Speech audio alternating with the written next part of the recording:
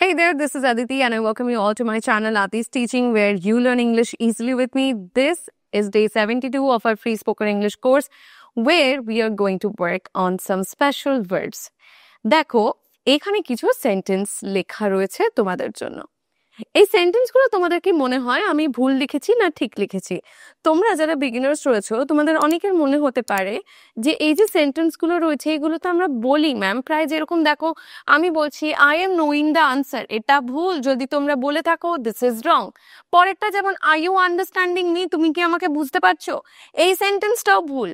পরেরটা I am forgetting his name, কি ব্যাপার, এই সেন্টেন্সটা তো কারেক্ট হওয়ার কথা ছিল, this is grammatically correct as well, এই সেন্টেন্সটাও ভুল কি করে হয়ে গেল? পরেরটা দেখো she is believing in God, সে ভগবানে বিশ্বাস করছে, এটাও ভুল। পরেরটা বলছে I am wanting some water, আমি একটু জল চাইছি, এটাও ভুল। পরেরটা বলছে আই এম হেটিং লাইজ, আমি মিথ্যা অপছন্দ করছি, এটাও ভুল। কি ব্যাপার তাহলে, সবকটা ঠিক সেন্টেন্সকে আমি ভুল কেন বলছি? কারণ সেন্টেন্সগুলো অ্যাকচুয়ালি ভুল। স্ট্রাকচার দেখতে গেলে আমাদের মনে হচ্ছে যে আমাদের সেন্টেন্সগুলো তো ঠিক রয়েছে, গ্রামাটিক্যালি কারেক্ট মনে হচ্ছে, কিন্তু না বাবা, আবার গ্রামারই বলছে যে সেন্টেন্সগুলো ভুল রয়েছে। এগুলো প্রত্যেকটা আমরা দেখতে পাচ্ছি যে প্রেজেন্ট কন্টিনিউয়াস এর স্ট্রাকচার ফলো করেছে, কিন্তু সেন্টেন্সগুলো ভুল কেন চলো বলে দিই। এই ফার্স্ট সেন্টেন্সটা বলছে I M knowing the answer, হবে না, এখানে হবে আই নো দি আনসার।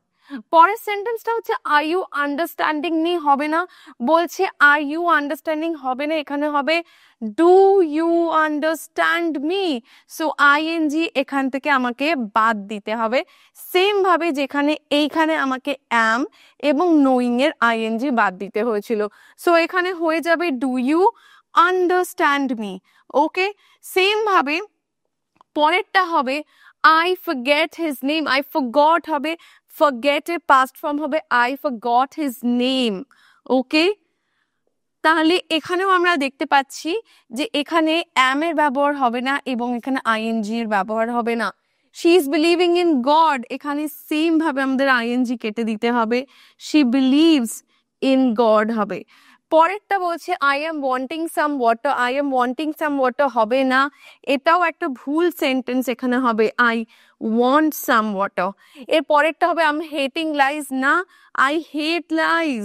ওকে, কিন্তু এবারে তোমাদের প্রশ্ন হলো যে বুঝলাম যে এই সেন্টেন্সগুলো ভুল, কিন্তু এটাও তো বোঝাতে হবে যে সেন্টেন্সগুলো ভুল কেন হয়েছে। তাহলে চলো আমরা শিখে নিই।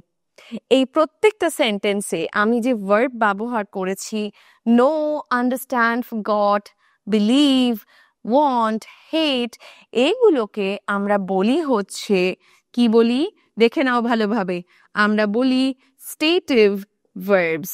ওকে, কি বলি আমরা এগুলোকে? স্টেটিভ ভার্বস বলি। আচ্ছা, তাহলে স্টেটিভ ভার্বস কি এগুলো একটু দেখে নি, স্টেটিভ ভার্বস কাকে বলা হয়। তো স্টেটিভ ভার্বস এগুলো এমন কিছু ক্রিয়া যা কোনো কাজ নয়, কোনো অ্যাকশন নয়, এগুলো কিন্তু কোনো অ্যাকশনের কথা বলছে না। ওকে, কোনো কাজ নয়, অ্যাকশন নয়, বরং অবস্থা, অনুভূতি, মালিকানা বা মানসিক অবস্থা অর্থাৎ মেন্টাল স্টেট বোঝায়। ওকে, তাহলে মনে রাখার নিয়ম কি রয়েছে? মনে রাখার নিয়ম এটাই যে স্টেটিভ ভার্বস এর সাথে সাধারণত আমরা আইএনজি ফর্ম ব্যবহার করি না। তাহলে আমরা কি শিখলাম? স্টেটিভ ভার্বস কি? স্টেটিভ ভার্বস কোনো অ্যাকশনের ব্যাপারে কথা বলে না। স্টেটিভ ভার্বস কিসের ব্যাপারে কথা বলে? এইগুলো স্টেট, ফিলিং, পজেশন এবং মেন্টাল স্টেটের ব্যাপারে কথা বলে। ঠিক আছে, আবার আমরা এটাও জানি যে নিয়ম থাকলে সেটার ব্যতিক্রমও রয়েছে, এটা ডেফিনেটলি শেখাবো, ক্লাসটা দেখতে থাকো। আচ্ছা, এবার এখানে যে চার্টটা আছে এটাকে একটু ভালো করে তোমাদেরকে দেখতে হবে, পারলে এটাকে খাতায় লিখে নিতে হবে। এটা শুরু করার আগে আবারও আমি বলছি, নিয়ম যেখানে আছে সেখানে ব্যতিক্রমও রয়েছে, সেই ব্যতিক্রমগুলোর ব্যাপারে আমি তোমাদের বলবো, আগে একটু বুঝে নাও। এইখানে আমি ক্যাটাগরিতে এবং ভার্বস গুলোকে একটু ডিভাইড করে লিখেছি, তাহলে তোমাদের বুঝতে সুবিধা হবে। আমরা যখন নিজের মতামত বা চিন্তা ভাবনার ব্যাপারে কথা বলি তখন আমরা যে স্টেটিভ ভার্বস গুলো ব্যবহার করি সেগুলো হলো know, believe, think, forget, understand, remember, mean, suppose. Okay, so এগুলোর ing form হয় না। নেক্সট, ইমোশনস অ্যান্ড ফিলিংস এর ব্যাপারে যখন কথা বলি তখন লাভ, লাইক, হেট, প্রেফার, দেখবে আমরা বলি না আই প্রেফারিং, আই প্রেফার বলি আমরা, ওকে, আই লাইক বলি, আই লাভ বলি, লাভিং না। নিড, ওয়ান্ট, উইশ, কেয়ার, এইগুলো আমরা ব্যবহার করি। নেক্সট হচ্ছে পজেশনের ব্যাপারে কথা বলি, যখন মালিকানার ব্যাপারে যখন কথা হয় তখন have, own, belong to, possess, contain, include, এগুলো ইউজ করি। এগুলোর আইএনজি ফর্ম আমরা ব্যবহার করব না। তাহলে কি আমরা ইনক্লুডিং এর ব্যবহার পাই না? পাই, ওই জন্যই বললাম ব্যতিক্রম রয়েছে। আচ্ছা, পরেরটা দেখি। সেন্সেস এর ব্যাপারে যখন আমরা কথা বলি তখন আমরা see, hear, smell, taste, feel, sound, এগুলোর ইউজ করি। Next is relationships and conditions এর ব্যাপারে যখন কথা বলি তখন be, seem, appear, consist of, depend on, matter, mean, cost, এগুলোর ইউজ করি। So this is a list that says যে এই যে ভার্বগুলো, এগুলো যদি কোনো অবস্থার কথা বর্ণনা করে, স্টেটের কথা বর্ণনা করে, যদি কোনো থটস বা ওপিনিয়নের ব্যাপারে কথা বলার সময়, বা ইমোশনস ফিলিংস এর ব্যাপারে কথা বলার সময়, পজেশন, সেন্সেস বা রিলেশনশিপস কন্ডিশনস এর ব্যাপারে কথা বলার সময় যদি ব্যবহার হয়, তাহলে সেই ক্ষেত্রে এই ভার্বগুলোর সাথে আইএনজি ফর্ম ইউজ হবে না। তো আমি যেরকমটা তোমাদের বললাম যে থিঙ্কের সাথে কিন্তু আইএনজি ফর্ম ইউজ হয় না, think is a stative verb. তাহলে থিঙ্ক দিয়েই তোমাদেরকে আমি একটা এক্সাম্পল দেখাচ্ছি। যেরকম দেখো এই সেন্টেন্সটা, আমি যদি বলি যে I think you are right, এই সেন্টেন্সটাতে যদি আমি বলি I am thinking you are right, তাহলে সেন্টেন্সটা ভুল হয়ে যাবে। I think you are right, আমার মনে হয়, এটা আমার মতামত, এটা আমি মনে করি। তো যেটা আমি মনে করি, যেটা আমার মতামত, যেটা আমার দৃষ্টিভঙ্গি, সেটা ব্যাপারে কথা বলার জন্য আমরা অলরেডি দেখেছি যে সেই ক্ষেত্রে কিন্তু থিঙ্কের সাথে আইএনজি ইউজ হবে না, রাইট? সো থিঙ্কের সাথে এই ক্ষেত্রে আইএনজি ইউজ হচ্ছে না। আমি কি বলেছি? I think you are right.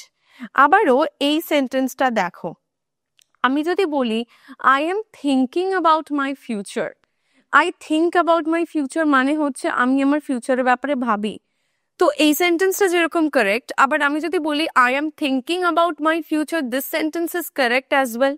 তাহলে আই এম থিঙ্কিং এখানে যখন আমি বলছি, এখানে আমি ভাবছি, এখন ভাবছি, সেটার কথা বলছি। এখানে আমি কোনো মতামতের কথা বলিনি, আমার কোনো দৃষ্টিকোণের কথা এখানে আমি বলিনি, আমি বলছি আমি ভাবছি। এখানে থিঙ্ক অ্যাকশন ভার্বের মতো কাজ করছে, that's why I have used ING.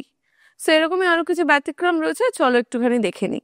এইখানে যে লিস্টটা তোমাদেরকে দেওয়া হয়েছে, এখানে দেখো একটা করে সেন্টেন্স আমি লিখেছি স্টেটিভ ভার্বে, আবার পরের সেন্টেন্সটাতে সেটার ব্যতিক্রম আমি তোমাদেরকে দেখিয়েছি। এবার মানেটা একটু বুঝিয়ে দেব। যেরকম আমি ফার্স্ট সেন্টেন্সটা দেখি, I think you are right, একটু আগে আমি তোমাদের বুঝিয়ে দিয়েছি I am thinking about my future.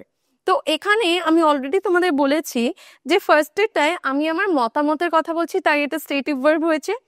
কিন্তু যে সেকেন্ড সেন্টেন্সটা রয়েছে, এখানে আমি চিন্তা করার কথা বলছি, তাই জন্য এটা কিন্তু অ্যাকশন হয়ে গেছে।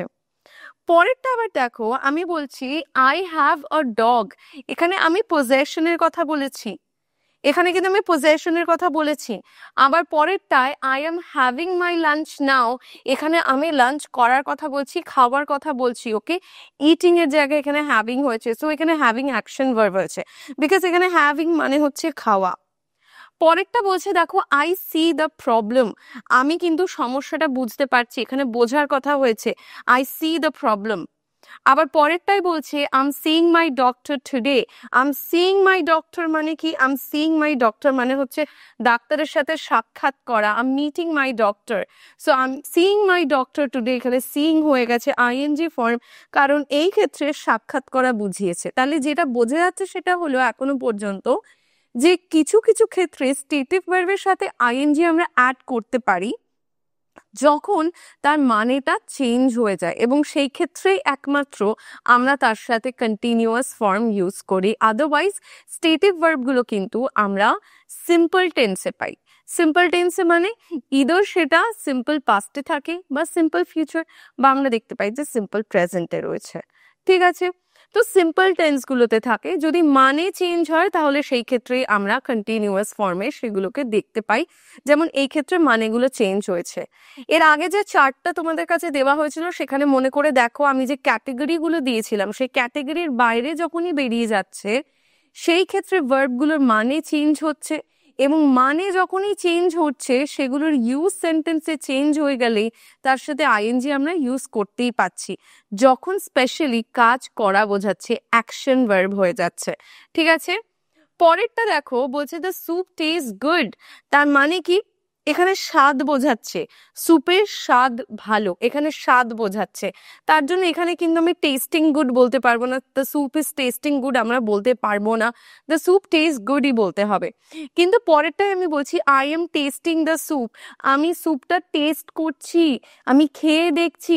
তো টেস্ট করছি এই জায়গাটায় এটা অ্যাকশন হয়ে যাচ্ছে, এখানে কাজ বোঝাচ্ছে, যেই কাজ বোঝাচ্ছে তার জন্য এটার পাশে আমরা আইএনজি অ্যাড করে দিয়েছি, তাই না?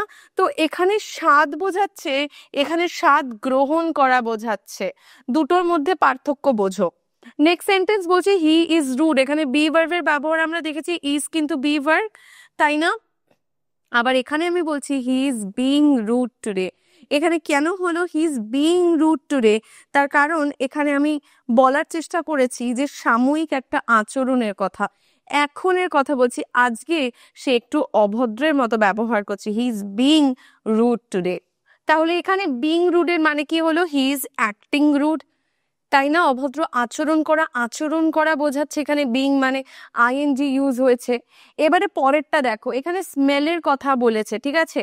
যেমন কি বলছে ফার্স্টেরটা, the perfume smells nice, the perfume smells nice, গন্ধের কথা বুঝিয়েছে যে পারফিউমটার গন্ধটা ভালো, ঠিক আছে, গন্ধ। কিন্তু গন্ধ নেওয়া যখনই হয়ে যাচ্ছে, যেমন পরেরটা শি স্মেলিং দ্য ফ্লাওয়ার্স, এখানে গন্ধ নেওয়া বোঝাচ্ছে, গন্ধ নেওয়া, তখন সেই ক্ষেত্রে কিন্তু আইএনজি অ্যাড হচ্ছে, বিকজ আমি কিছুর গন্ধ নিচ্ছি এখন, I am smelling. Okay, next, I feel tired, আমি ক্লান্ত বোধ করছি কিছু একটা, আই ফিল টায়ার্ড, ঠিক আছে? কিন্তু যেই মুহূর্তে আমি বলছি she is filling the fabric, হাত দিয়ে কিছু টাচ করে সেটাকে ফিল করা, এখানে ফ্যাব্রিক মানে হচ্ছে কাপড়, তাহলে পুরোটাই যে বলছে she is filling the fabric, তার মানে হচ্ছে সে কাপড়টি স্পর্শ করে অনুভব করছে, অর্থাৎ ধরে কাপড়টা অনুভব করছে, তখন সেই ক্ষেত্রে কিন্তু আইএনজি অ্যাড হয়ে গেল এখানে, ঠিক আছে? বিকজ এখানে আমি মনে কিছু ফিল করছি না, আমি ধরে কিছু বোঝার চেষ্টা করছি, ফিলিং হয়ে গেছে এখানে। পরেরটা বলছে শি লুকস হ্যাপি, দেখে মনে হচ্ছে, তাকে দেখে মনে হচ্ছে, তাহলে সেই ক্ষেত্রে কিন্তু আমরা মনে হওয়ার ক্ষেত্রে বা দেখতে বলতে আমরা সেই ক্ষেত্রে লুককে স্টেটিভ ভার্ব হিসেবে ব্যবহার করছি, দেখাচ্ছে বা দেখে মনে হওয়া বা মনে হওয়ার ক্ষেত্রে আমরা স্টেটিভ ভার্ব হিসেবে ব্যবহার করছি শি লুকস হ্যাপি। কিন্তু ইচ্ছাকৃত কোনো জিনিসের দিকে তাকানো, she is looking at the picture. Okay, পরেরটা দেখো, হি অ্যাপিয়ার্স কনফিউজড, তার মানে কি, বলছে মনে হচ্ছে তাকে দেখে কনফিউজড মনে হচ্ছে, কিন্তু পরেরটা যখন আমি বলছি he is appearing in a play, তার মানে হচ্ছে যে সে একটি নাটকে অভিনয় করছে, তাহলে সে একটি নাটকে অভিনয় করছে, he is appearing in a play, এটার মানে আর আগেরটার মানে তাহলে আলাদা হলেও এখানে মনে হওয়া বুঝিয়েছে এবং এখানে অভিনয় করার কথা বুঝিয়েছে। পরেরটা বলছে হি ওয়েজ 70 কেজি, এটার মানে কি, দেখো এখানে ওয়েজ আছে, এখানে ওয়েইং আছে, দুটোর ক্ষেত্রে কিন্তু ওজন করার কথা বলছে, কিন্তু দুটোর মধ্যে পার্থক্য আছে। তো ফার্স্টে যেখানে আমি ওজন বোঝানোর চেষ্টা করছি, আমি বলছি হি ওয়েজ 70 কেজি, তার ওজন 70 কেজি, এর মানে হচ্ছে খালি ওজন। কিন্তু যখন ওজন করার কথা বলছি, পরেরটা যেরকম ওজন পরিমাপ করা বোঝাচ্ছে, the doctor is weighing the baby, ডাক্তারটি শিশুটির ওজন মাপ করছেন, সেই ক্ষেত্রে কিন্তু এর পাশে আইএনজি অ্যাড হয়ে গেছে। তাহলে নিশ্চয়ই তোমাদের আমি বোঝাতে পেরেছি যে কোন ক্ষেত্রে সেন্টেন্সগুলো ডিফারেন্ট হচ্ছে এবং ব্যতিক্রমটা কিরকম ভাবে আসছে। তোমাদের সামনে স্টেটিভ ভার্ব দিয়ে আরো কিছু এক্সাম্পল রইলো, সেন্টেন্সগুলোকে দেখো, পড়ো এবং বোঝার চেষ্টা করো। যে ক্যাটাগরি তোমাদের সাথে শেয়ার করা রয়েছে প্রত্যেকটা সেন্টেন্স কিন্তু সেই ক্যাটাগরিতেই ম্যাচ করেছে এবং তখনই কিন্তু সেই সেন্টেন্সগুলো সিম্পল টেন্সে রয়েছে। দেখো এই সেন্টেন্সগুলোতে আমি কিন্তু আইএনজি অ্যাড করিনি। নিশ্চয়ই দেখে বুঝতে পেরেছো সেন্টেন্সগুলো, অ্যান্ড এই সেন্টেন্সগুলোকে খালি দেখলে হবে না, এগুলো খাতায় লিখে একটু প্র্যাকটিস করতে হবে। তোমরা কতদূর বুঝলে সেটা বোঝার জন্য তোমাদের জন্য রয়েছে একটা ওয়ার্কশিট। এই ওয়ার্কশিটটা যেটা তোমরা স্ক্রিনে দেখতে পাচ্ছ, এটাকে কমপ্লিট করো। একটা ছোট্ট ওয়ার্কশিট রয়েছে যাতে তোমরাও নিজেরা নিজেদের আন্ডারস্ট্যান্ডিংটা চেক করে নিতে পারো। ওয়ার্কশিট হয়ে গেলে ওয়ার্কশিটের আনসার আমি নিচে কমেন্ট সেকশনে তোমাদের জন্য পিন করে রাখবো, যাতে তোমরা কারেক্ট আনসার দেখে নিতে পারো।